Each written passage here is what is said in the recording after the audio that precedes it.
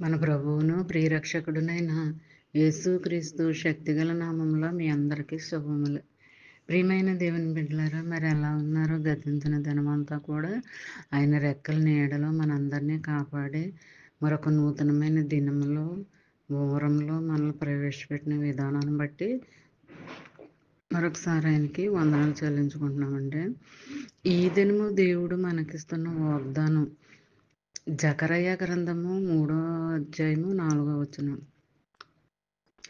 నీ దోషములను పరిహరించి ప్రశస్తమైన వస్త్రములతో నిన్ను అలంకరించుచున్నాను. ప్రియమైన దేవుని బిడ్డలారా, మరి దేవుడు ఆదరణకరమైన మాట ఏంటంటే, మనం ఎన్ని తప్పులు చేసినప్పటికీ, తెలియక 100 తప్పులు చేసినా దేవుడు క్షమిస్తాడు. కానీ తెలిసిన తర్వాత కూడా ఒక్క తప్పు చేసిన దేవుడు క్షమించేవాడు కాదు.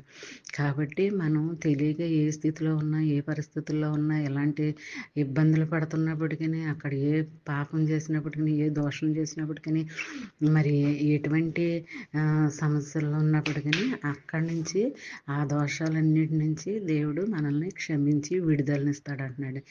అంతే కదండి, విడుదలనిస్తాడు. ఆ తర్వాత నిన్ను ప్రశస్తమైన వస్త్రములతో నిన్ను అలంకరించుచున్నాను అన్నాడు. అంటే పరిశుద్ధాత్మతోనూ శక్తితోనూ బలంతోనూ నిన్ను నింపుతాడు, నడిపిస్తాడు.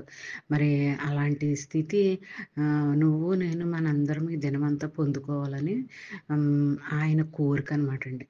మరి ప్రశస్తమైన వస్త్రములతో నిన్ను అలంకరించుచున్నాను అని అంటున్నాడు. మరి పరిశుద్ధాత్మ శక్తితో మనల్ని నింపుతాడనమాట అండి. మరి పరిశుద్ధాత్మను మనం పొందుకొని ఉండాలి. అలాంటి శక్తి ఎప్పుడు కూడా నిత్యము మనం పొందుకుంటూనే ఉండాలన్నమాట అండి.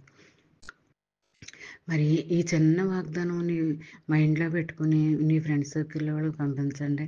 అలా పంపడం వల్ల చదివిన వారు దీవించబడతారు, మీరు ఆశీర్వదించబడతారు. మరి చిన్న వాగ్దానం ఈ దినమంతా నీ జీవితంలో, నా జీవితంలో, మనందరి జీవితంలో నెరవేర్పు రావాలని మనం కోరుకోవాలండి. మరి అప్పుడే మనం ఇప్పుడు కూడా వాగ్దానాలను ధ్యానించుకుంటూ మరి గుర్తు చేసుకుంటూ ఉంటే మనకి మేలుకరంగా, దీవెనకరంగా ఉంటుందన్నమాట అండి. మరి ఈ దినమంతా ఈ చిన్న వాగ్దానం మైండ్లో పెట్టుకుని ధ్యానించుకుంటూ ఉండాలని కోరుకుంటూ గాడ్ బ్లెస్ యూ.